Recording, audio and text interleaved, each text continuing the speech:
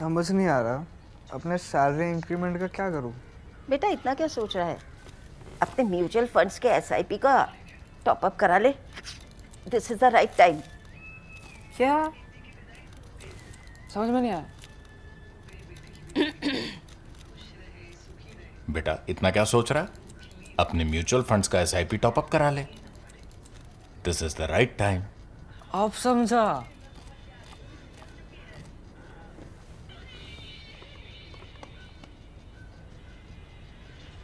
Mutual fund investments are subject to market risks. Read all scheme-related documents carefully. In Pakistan, I was sent to a city called Quetta, and it was and continues to be a Taliban stronghold. And so I had a chance encounter with the Taliban while I was there. I became enamored by them. Terrorism always works in conjunction with organized crime. Because they are both in the business of exploiting vulnerability. When the 9/11 attacks happened, that really made me dislike what I was seeing, because I thought, there's an understanding of jihad, but then how do you justify flying planes into buildings? You use the ideology, you use grievances, and the interplay between these two are very, very important in this radicalization process. Even if we talk about it from a macro perspective, what kind of challenge does it pose for the deradicalization theory? Different groups, whether they're local, regional groups like the Jaish-e-Mohammed, TTP, all these groups, but Al-Qaeda, ISIS, all of them subscribe to a general ideology of terrorism, what they call jihad, but it's not jihad, it's terrorism. How old were you, Mubin, when you were for the first time when attempts were being made on you to get radicalized? I was about 14, 15 years old when these attempts were made. The real thing about terrorism is that it is parasitic on existing social relationship. It gives people social contact. That's where terrorism resonates, from an ideology to an experience that gives us meaning in life. When you're recruiting for a terrorist cause, you have a pool, so you can't identify. So you are falling into the trap the jihadis are creating. So welcome to the Worldview with Swasti, and it's been almost 10 days since the Delhi terror blast occurred. And recently, the government has called it a terror attack as well. Now, what is most significant about this is that when you look at the main protagonists, whether it's Dr. Umar Al-Nabi or Dr. Shaheen Saeed or Dr. Musmil Shakil, many of these are actually well-to-do individuals who were working, teaching at a university. In this case, Al-Falah University, a medical university, they were all doctors. And what we are now referring to is a white-collar terror module, and these guys have been operators of that module. Now, the situation is fast evolving. Many, many new details are being uncovered, but there is so much to understand about what is it that lures people that are doing well in their lives, making enough money, and are educated enough to really turn to such extremist and violent acts. And for discussing this very complicated issue at hand, I'm joined by a wonderful panel. Let me first introduce Mr. Mubin Shaikh. Now, Mubin Shaikh is from India. His family is from Surat, Gujarat, and he was radicalized in Pakistan in Quetta, and then he went on to join the Taliban. And now he has been, for the last 10 years, a counter-terrorism specialist, or even better, a deradicalization specialist. So he was a radical once, and now he's deradicalized. He's been working for intelligence services, and today he joins me from Canada. Welcome, Mubin. And the other expert today is a counter-terrorism expert and an investigative journalist, Dr. Ilia Roubanis. The Indian audiences have seen him earlier when he was mentioning Turkey's role in Pakistan's military capabilities. Dr. Ilia Roubanis is a senior fellow at Athens-based institute, and he's joining me from London today. So welcome, Ilia. Mubin, let me start from you. You tell us that you were once an extremist and now a counter-radicalization expert. Your story is fascinating. First, tell us about your roots. Where do you come from in India, and how on earth did you fall into this trap? Yeah, thank you for having me, and it's a pleasure to be on. Um, yeah, I mean, I'm born and raised in Toronto, Canada. I kind of grew up with an identity conflict. My culture and community is calling me one way, my society and my friend group is calling me into another direction. This creates a little bit of a clash for me growing up. And what ended up happening is I had a house party when my parents were out of town. Actually, my parents were visiting India at the time. And so I took the opportunity to call my friends up and have a party at the house. But unfortunately for me, my uncle, my father's oldest brother, uh, came into the house while I was having the party, and that's what my life came crashing down before my very eyes, and that's what made me think I need to get religious. This is how I'm going to make amends with the family. And so I would, in 1995, at that time, I would spend 2 months in India, 2 months in Pakistan. In Pakistan, I was sent to a city called Quetta, and it was and continues to be a Taliban stronghold. And so I had a chance encounter with the Taliban while I was there. I became enamored by them. I wanted to be like them. I thought they were the Muslim heroes from old. And that's when I, took on the idea of global jihad as the way forward. This global jihadist mentality is what animates all the different groups, whether they're local, regional groups like the Jaish-e-Muhammad, TTP, all these groups, but Al-Qaeda, ISIS, all of them subscribe to a general ideology of terrorism, what they call jihad, but it's not jihad, it's terrorism. And that's what I fell into. And I escalated my radicalization. I became more and more extreme. I left the one group that I was with because they weren't considered extreme enough. I moved to a more extreme group, and here are you referring to the Tablighi Jamaat? yeah, it was the Tabligh Jamaat that I spent 4 months with them, 2 months in India, two in Pakistan. But the group is a apolitical group. They don't talk about politics. They don't want you talking about politics. But me, after I had met the Taliban, I had become interested in the geopolitics, and they did not. The Tabligh Jamaat did not want me to talk about this stuff, so I left them and joined up with the more strict Salafi type group. And then I continued to escalate, and that lasted until the 9/11 attacks. When the 9/11 attacks happened, that really made me dislike what I was seeing, because I thought, there's an understanding of jihad, but then how do you justify flying planes into buildings, civilian targets? This didn't make sense to me. And I realized that I hadn't studied, Arabic and Islamic studies in any formal way. The Indian Pakistanis, when we learn in the madrasa, they sit on the floor, wooden benches, and they're just, rocking back and forth, reading the Quran, but they don't know what the Quran is saying. They only learn how to recite the Arabic. They don't know actually what the Quran is saying. And unfortunately, you're left to your imam to tell you what the Quran is saying. And then we'll talk about this, because this is how a lot of this radicalization occurs in madrasas all around the world, not just in the subcontinent. I would then leave Canada. I spent 2 years in Syria, just outside of Damascus. I studied Arabic and Islamic studies. I realized my interpretations were wrong. After 2 years, I got fed up. I came back to Canada. I was recruited by the Canadian Security Intelligence Service.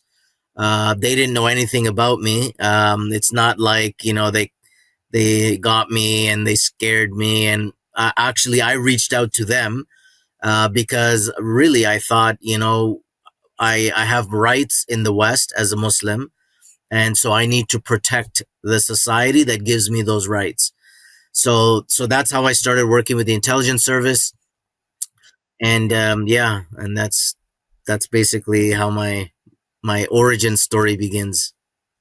Well, I mean, that's fascinating, and I'm going to come back to you with your own experiences. Because you mentioned Taliban, you mentioned several things, and I'm sure the Indian audiences would also like to understand who were the leaders in Taliban that got you so motivated to actually join the global jihad movement, or whatever you would like to call it. But I'm going to come back to you with that. But let's get Ilia in.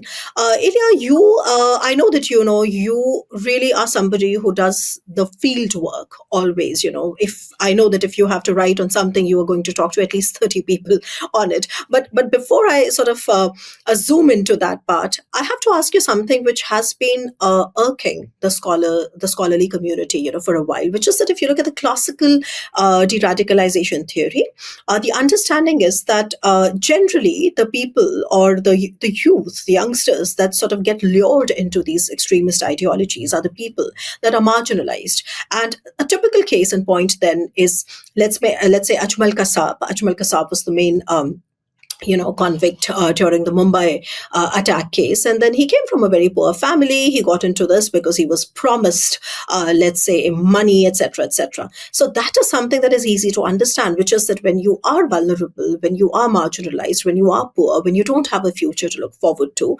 probably, you'd like to trade your life for something, for more money, etc.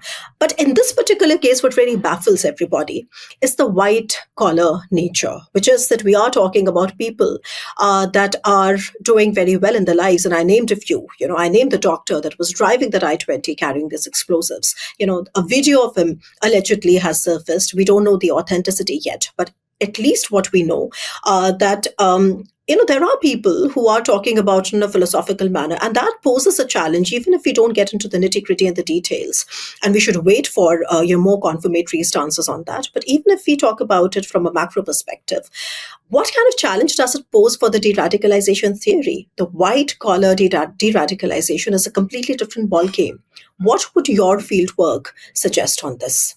Okay, I think for any kind of field work on deradicalization, it's important to distinguish between the reference group, whatever that is, whether it operates under the idea of an Ummah or urban warfare or whatever the reference group is, and the individual story of how an individual person passes the threshold from ideology to action. Yeah. And the two are not the same. So you can have a very wealthy individual that gets behind the cause of a people that is marginalized for different reasons, because they have a survivor's remorse, because they operate in an environment where they feel that their social status is not acknowledged or respected enough. They experience a very they are faced with shame of socially significant shame, like the story that Mubin was saying about the party. That these are all unique stories, but they kind of can be compared across context. So I don't think there is a contradiction between what we're talking about. I think when we're talking about extremist violence, it's usually a game of numbers, and you have a pool of people that is, let's say, recruitable, and then you have another pool of people that is vulnerable. And the key is to exploit the vulnerability for a political cause. And I think, Mubin has far more experience in the particular context we're discussing, but this is a common theme across different contexts. Right. Mubin, now I'm going to come back to you and I'm going to ask you something which is more specific. So you mentioned that, you mentioned the Taliban, of course. So, and this was 1995. So could you tell us a little more detail about who were those Talibani leaders that you were interacting with, and how exactly did you what methods did they use? Yeah, I mean, so in 1995, keep in mind that it was in the fall of 1995 that the Taliban initially came to power, took power in Afghanistan.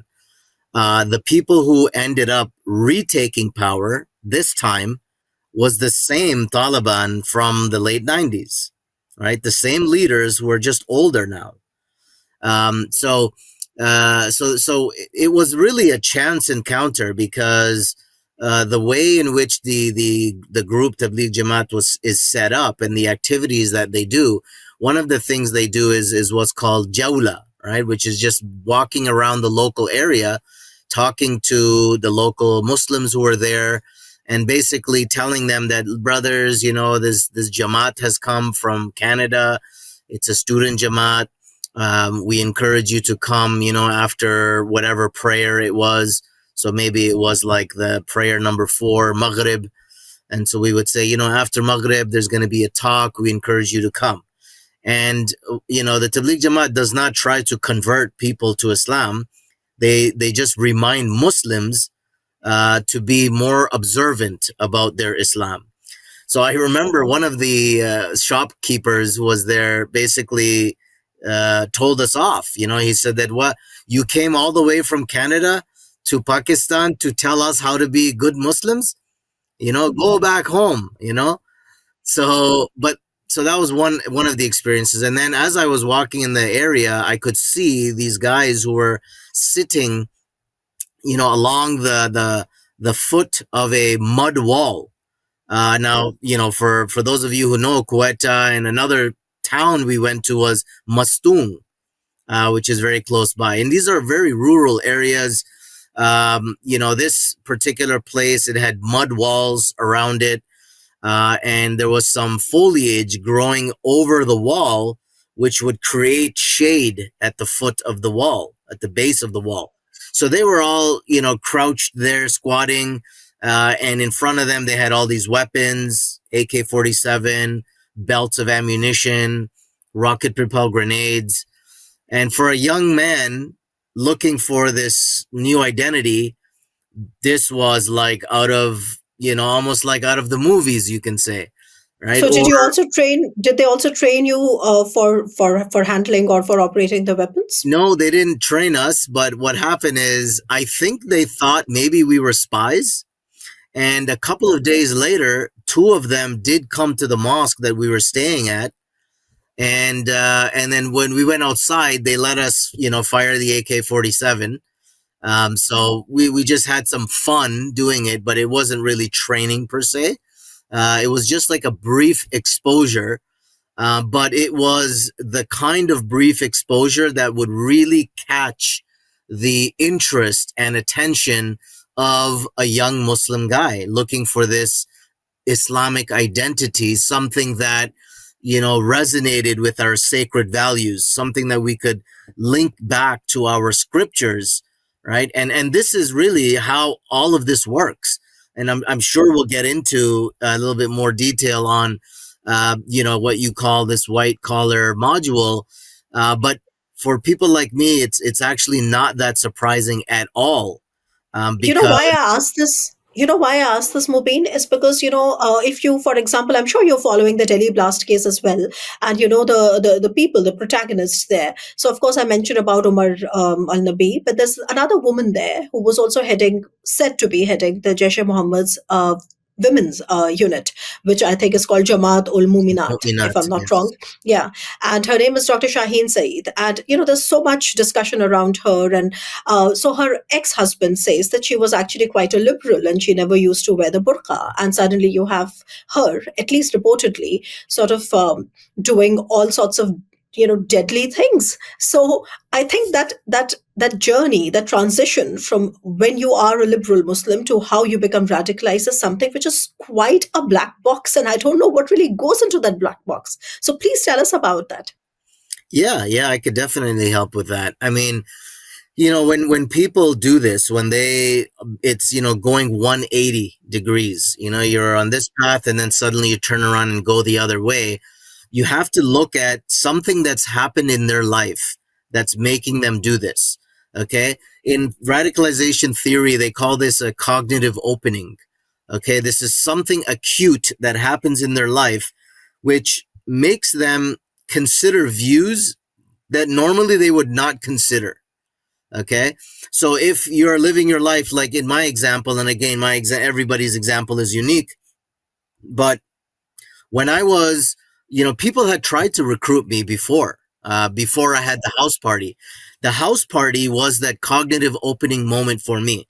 It was a perceived traumatic experience, very sudden, very sharp, very challenging, and which forces you, as you understand it from your perspective, to pick a side and to take a new direction different from the direction that you've been going in.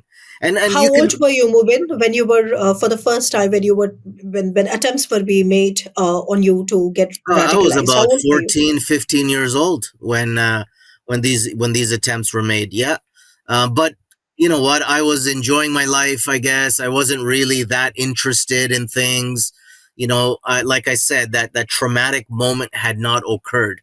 And if you imagine a near death experience or the death of a loved one, very serious things that happen to people that really make them rethink their life philosophy, rethink what is my purpose in life? Why am I here? Why am I doing this? So it could be a number of things. I don't know that lady's particular, situation, but I can guarantee you that something happened in her life. I don't know if it was physically in her life or there was some guilt in her life and she heard some Maulana maybe giving a lecture. And a lot of these guys do this. This is exactly how they radicalize people. We can call this generic radicalization versus a specific targeted radicalization of a particular individual. But in this generic world, guilt is a big factor here. They guilt trip people into thinking you're not a good enough Muslim, you're not doing enough. Look at what's happening to the Muslims. Why aren't you doing something about it? And this is the same technique that ISIS was using. When the war in Syria happened and all these people were getting killed, ISIS was saying the exact same thing. You should, why aren't you doing something about it? Look what's happening. Then they show you the videos of atrocities, of killings, of suffering. And there's an ingredient list that you use. You use the ideology, you use grievances, and the interplay between these two are very, very important in this radicalization process. I'll just close with this. If you imagine, it goes ideology without grievances, it doesn't resonate. It doesn't appeal to the mind. It doesn't make sense. And grievances without ideology are not acted upon. Because here, ideology are action enabling ideas. So when they say that, look, they hate you because you're Muslim, that's the ideology. Now look at these videos of them killing your people. There's the grievances. That is something that is going to move somebody and get them up from the chair into the street. I mean, just to say that I had the pleasure of working with Tatiana Drozina that was leading a workshop where I and Mubin worked. And this is when, could you also mind telling the Indian audiences when it was? I mean, also for the benefit of the audience. It's in June 2025 in Sofia, Bulgaria. Okay. And it was a workshop specifically focused on deradicalization with an emphasis, by the way, on the gender factor. Okay. And it's very interesting because I first started working with Tatiana Drozina, who led the workshop on, because she started interviewing women returning from Syria to Central Asia. And it's interesting that you have certain kinds of vulnerabilities across contexts. So you have experience of domestic violence or lack of professional development or being captured, let's say, in a society which doesn't give you a lot of validation. And suddenly there are different narratives that transform women. Sometimes at younger age, when they're recruiting from, let's say, from the West, there is this idea of a jihadi prince, on a black horse that will sort of liberate you from a meager, not a life that doesn't live up to an expectation of something better or greater. I think it's very important to understand that when you're recruiting for a terrorist cause, you have a pool. So you can't identify. So you are falling into the trap the jihadis are creating when you treat all the Islamic Ummah as a potential pool of for terrorist recruitment. You're actually playing their game. You're that's the big lesson. So you need to work on vulnerability. That's I get that. Yeah. That's where recruitment starts. No, I get that, because also what Mubin was just saying, that he was just about 14, 15 when he was first reached out by these outfits. And then, of course, he must have been a little more older when he started to really follow their teachings. But anyway, we're going to come back to that. But Ilia, I have a question for you, and which is that if you also look at the sinister nature and the network of how these operatives work, right? I mean, we are talking about serious stuff. You're talking about, let's say, Mubin's case, somebody whose family is from India, parents are visiting India. He was in Canada. Then he went to Pakistan. He got radicalized. He went with the Taliban, and etc. So obviously there is a bigger network which is at play. And now is the main thing, which is about what about the transnational financing? How does that work? Because obviously all of these things, they require weapons, they require training, they require a different kind of finances, a stream of finances as well. So, which is quite transnational by its very definition. Let's talk a little bit about that. So I think there are 3 points worth mentioning. Terrorism always works in conjunction with organized crime. Because they are both in the business of exploiting vulnerability.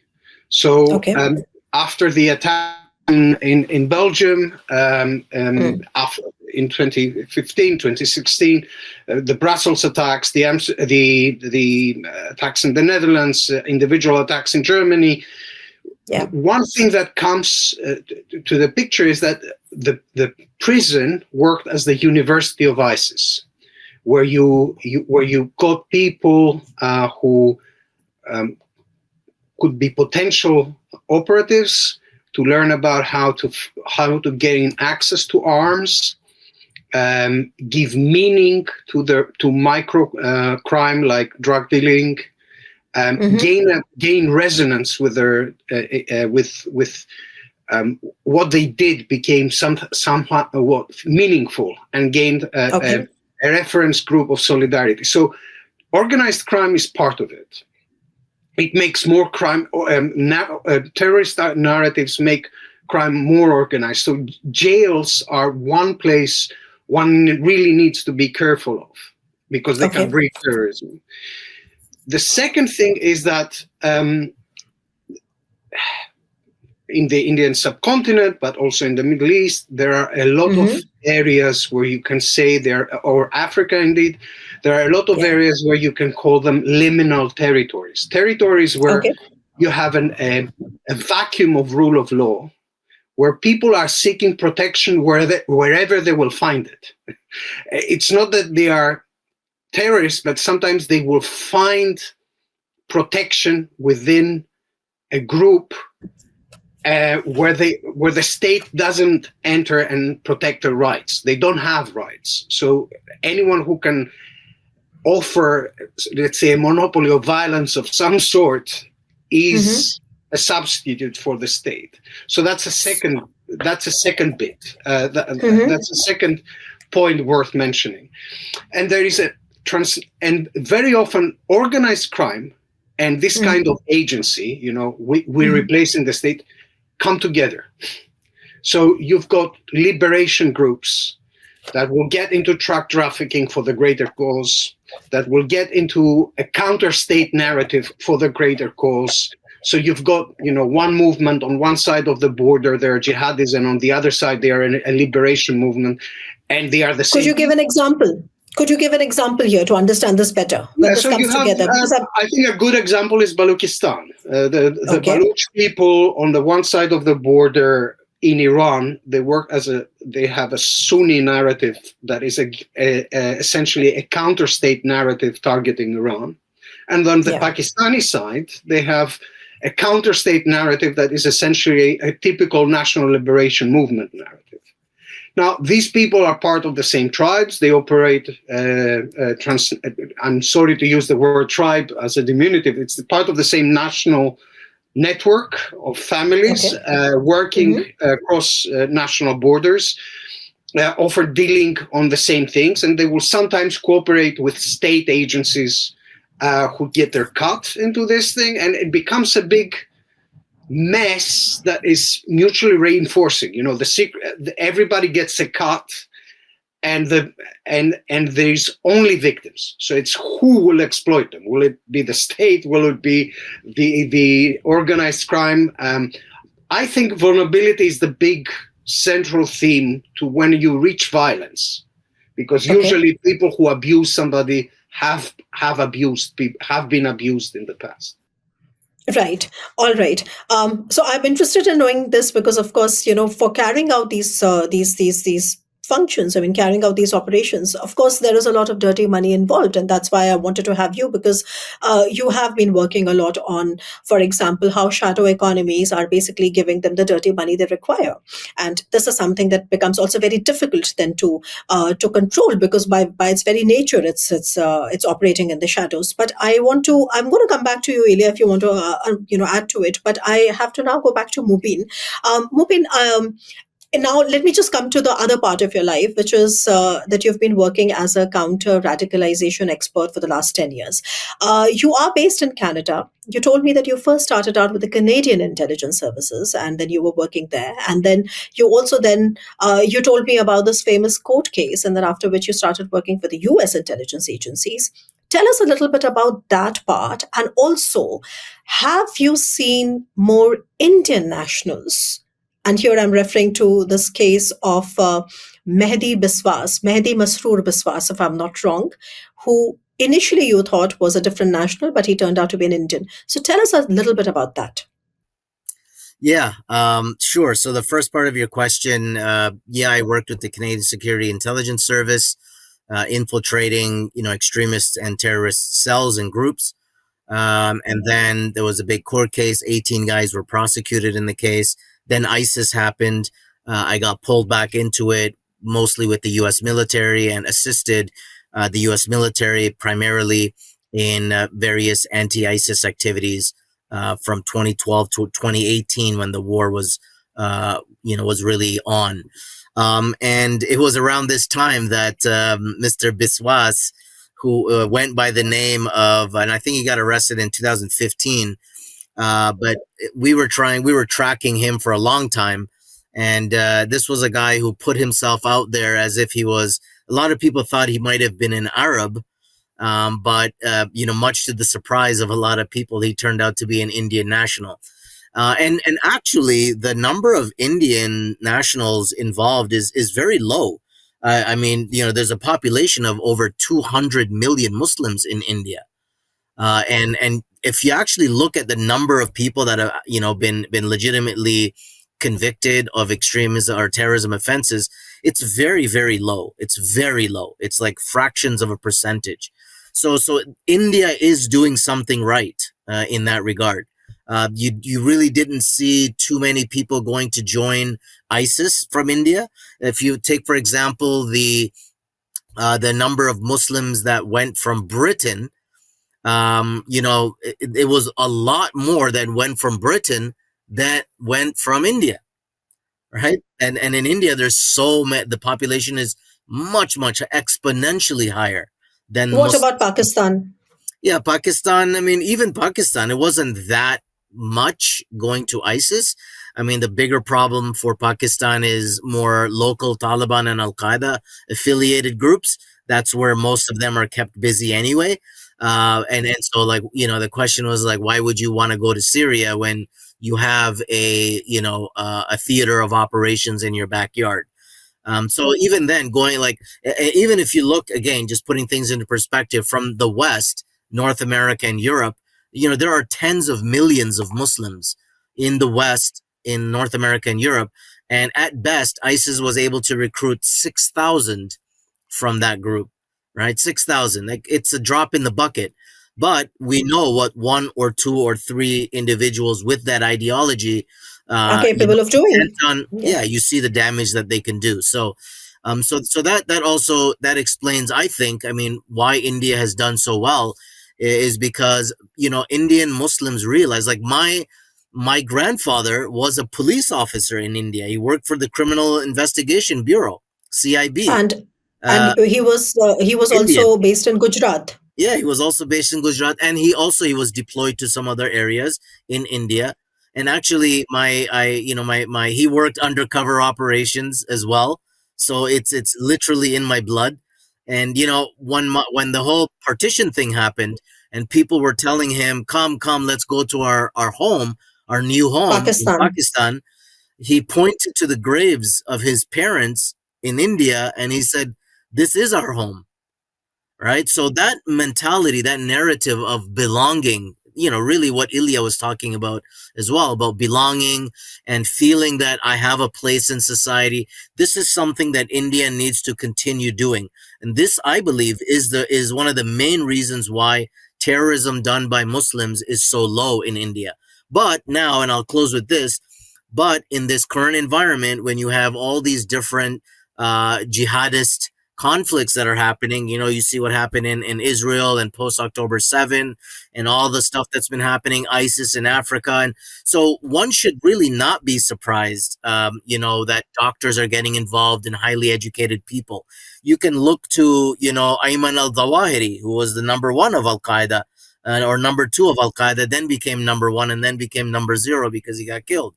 But he's a pediatrician, a doctor for children by training. Many of these individuals who are in Al-Qaeda and other groups, they are highly educated. They have degrees in engineering. They have other degrees. So this idea that, you know, it only comes from marginalized groups and poor and vulnerable is again, we should avoid, you know, single factor attribution, saying that, oh, it's because of this or it's that. You have to look at all of the factors, and you have to understand that folks will come from all walks of life. And what attracts them, I believe, is that interplay between ideology and grievances. Grievances. You're telling them that, hey, you're a doctor, well, you have this role to play. Oh, you're a computer graphics designer, you have this role to play.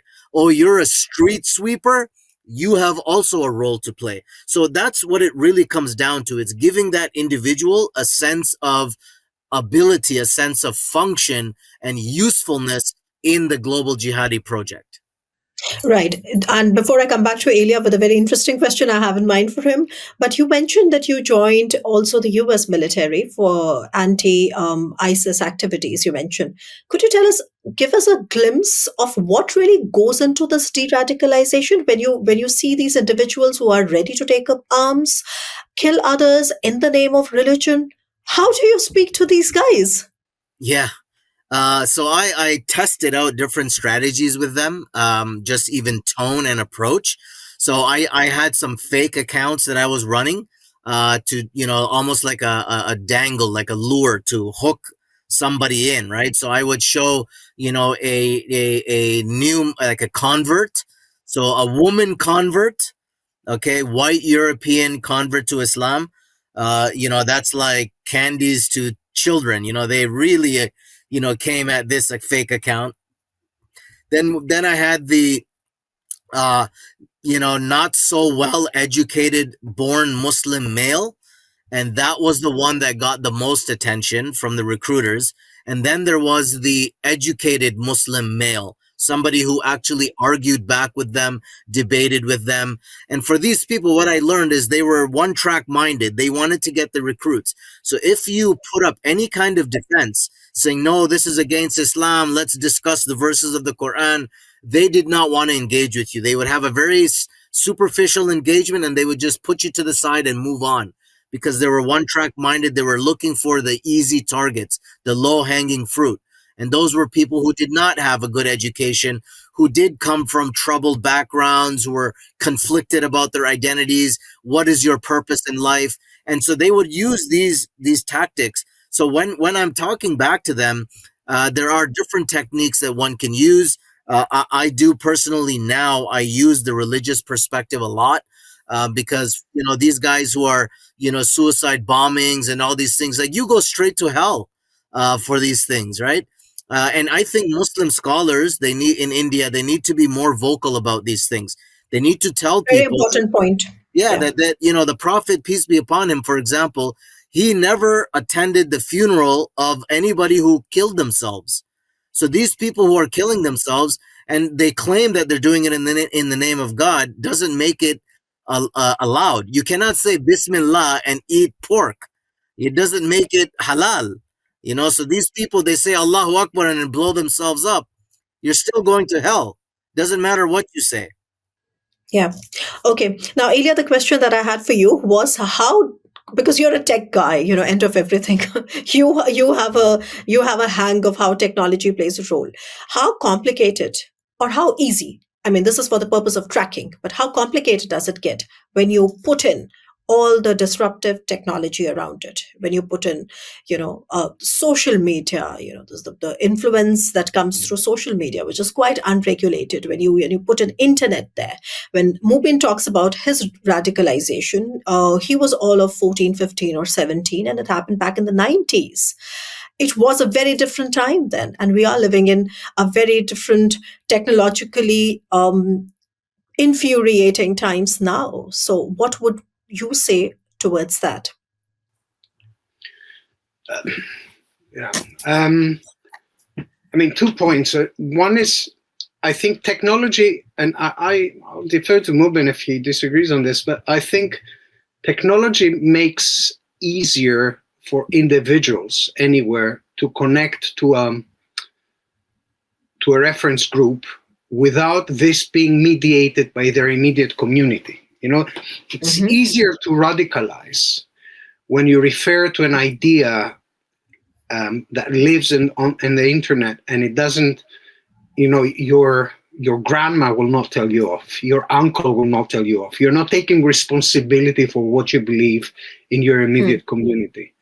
And that's a big part of technology, and it's a big part of what you say, what we call third space crisis. Like, people don't meet.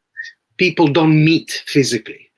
And their interaction is somewhat abstract in a technological sphere, and that makes it less real in some ways. You're not taking responsibility for for your beliefs and actions because you're hiding behind a keyboard.